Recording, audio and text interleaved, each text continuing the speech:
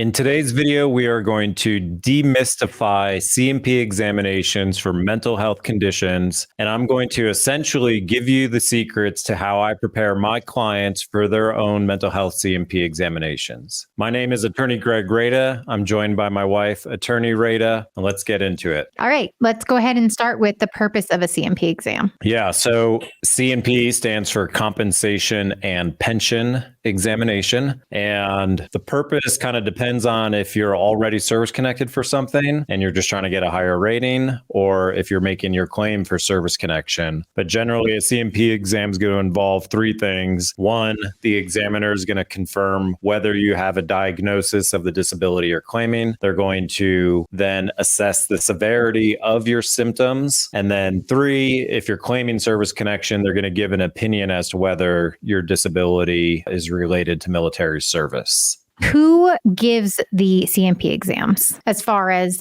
are they doctors? No, they're not always doctors. So for mental health, it's always going to at least be a psychologist, probably 99% of the time. They could also use a psychiatrist, but psychiatrists don't make enough money doing C&P exams. So usually it's a psychologist. And traditionally, these exams were performed by VA psychologists, people that worked at VA treatment centers. Mm-hmm. And over the past couple years, VA's moved almost exclusively to using third-party contractors. A lot of vets will be familiar with VES or QTC or Leidos. These are giant government contracting companies. They do a lot of work in the defense industry. And so they've contracted with VA, and these contracting companies employ private psychologists to do these exams. Do you think that shift is positive or negative? I am not a fan of it. It's turned into how can these contracting companies make as much money as possible? And like any giant corporation, the way they do that is they pay their employees as little as possible. And so the examiners that are doing these exams now,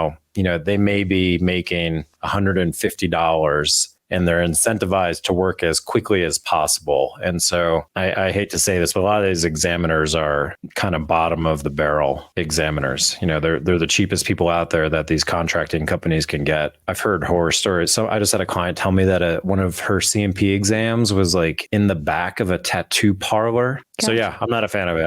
I personally preferred when you would go to the VA medical center and you would talk with a VA employee. Some people thought, VA employees are biased because, they're being paid by the VA. Right. But so are contractors. They're paid by the VA. True. And at least you're not getting your C&P exam in the back of a tattoo parlor. Okay. So the idea that your treating physician or your primary care physician is the one who's performing this exam is completely false.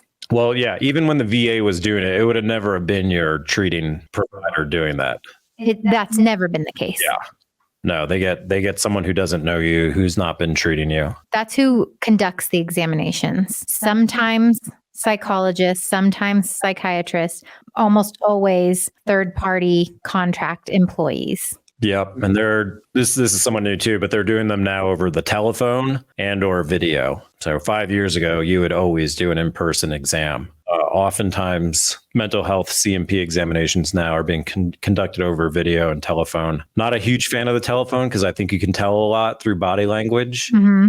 And if you're just on the phone, the examiner can't see you. So generally, and sometimes you have options. So if you want to do it remotely, I would at least do the video. I think it's important for the person to see you. I think they can appreciate your symptoms more. I mean, you can see someone's anxious through their body language. Or just watching them sit silent versus hearing them on the phone silent. You don't know if they're distracted or if they're nervous or angry or whatnot. Yeah. Okay. So in the exam, what would you say as far as ratings go? So the veteran going to the exam, what are the most important areas to focus on that the examiner should bring up, but if they don't, that you should bring up? As always, with any disability, but especially with mental health, the rating schedule is designed to compensate you for loss of earning capacity. One of the most important areas is how your mental health condition impacts your ability to work.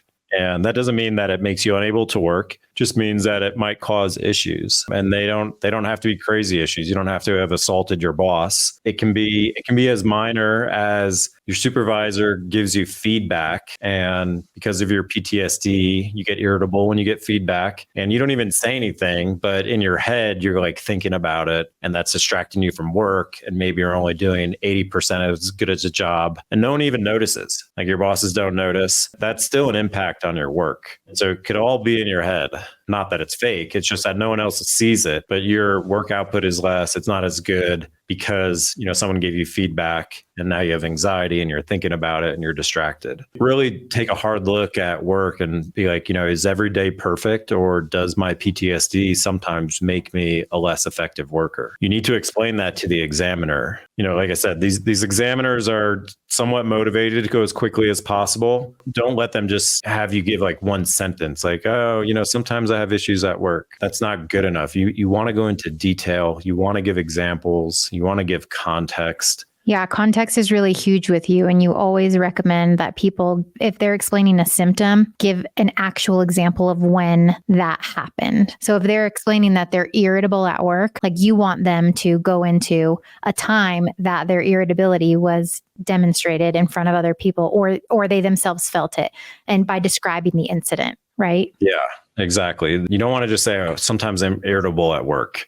The examiner is probably not even going to write that down. You want to say that and follow it up. 2 months ago, this happened, and tell them exactly what happened and how it affected work. And so let's say somebody has a ton of examples because they get into something almost daily at work or weekly at work. How much is too much?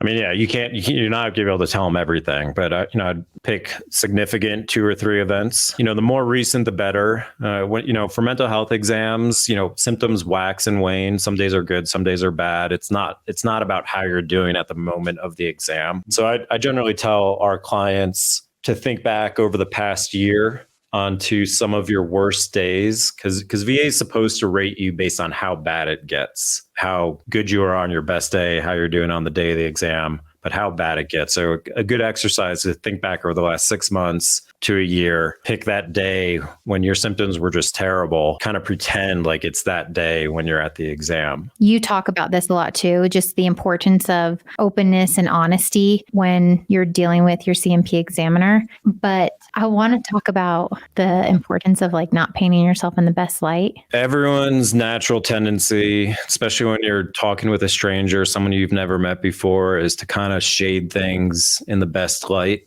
And if you do that at a C&P exam for your mental health condition, you're just going to sabotage yourself, because VA is not going to know how bad your symptoms are. If you don't tell the examiner how bad it gets, VA is not going to assume it on your behalf. Mm-hmm. And these exams are tough. I've been through 3 or 4 PTSD C&P exams, and you're in a room talking with a stranger about embarrassing, intimate parts of your life. It's almost like you're going through a laundry list of how you're a failure in your life, and it's not fun, and people don't like doing that. You have to do it. That's the purpose of the exam. If you don't tell the examiner, again, they're not going to assume it on your behalf, and it's not going to make it into the report, and you're going to get a rating lower than what it should be. And there's also this natural instinct with a lot of people who, if they're only talking about the negatives and where they have challenges or complications, they feel almost like it's untruthful.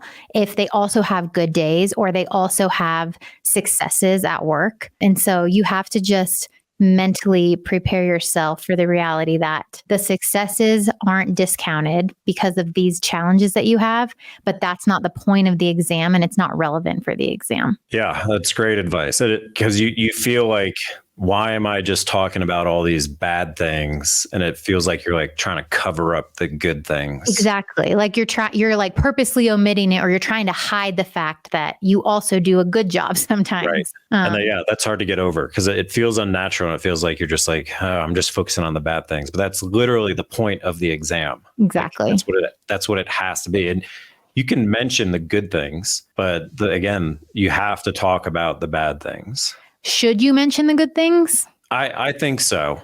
I have a wonderful wife. She's very supportive. Those are good things. But then you follow it up with, these are the problems. I snap at her, or, you can say, good thing, and then follow it up with examples of how bad it gets on the bad days. All right. I wanted to talk a little bit about the concept of suicidal ideation. It's something that I personally was really confused by and just had a misunderstanding of what it means. As I understood it, that meant someone intended to follow through or had a plan.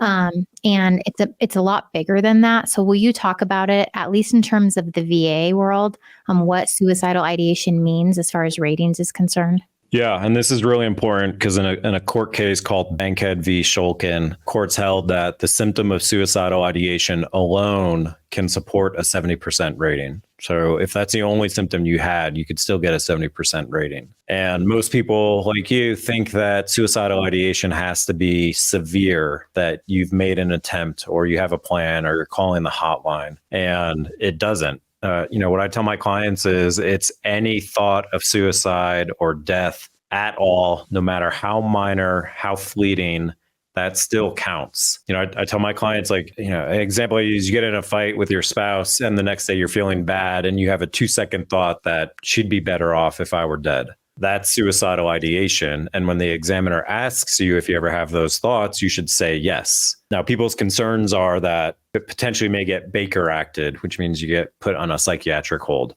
That's not going to happen unless the examiner thinks you are a imminent threat to yourself. That, you'd have to convince the examiner that you're going to get off the exam and harm yourself. As far as weapons and guns, that's a more difficult issue. A lot of that's regulated by states. You mean your access to them? Yeah. So if you were to have firearms at home and you're concerned that they could be taken and locked up. I've never heard of that happening. I don't think there's any mechanism with any state where VA would report the results of your C&P exam to the state for that to happen. But, state laws change all the time. I can't really give advice on that. I guess the question people ask themselves is, firearms or financial well-being, what's more important to them? And that, that's everyone's personal choice. But don't discount suicidal ideation. You can tell the examiner it's not serious. I have protective factors. I'm religious. I have kids. I would never do it. But yeah, when things get bad, the thought pops into my head for a few seconds. I've had suicidal ideation and I wrote it off as, 5 or 10 years ago, telling you don't have those thoughts. And you're like, no. That stresses me out still to this day. Everyone has that thought once in a while. But when we get into a fight, I don't think I'm the problem. I think you're the problem.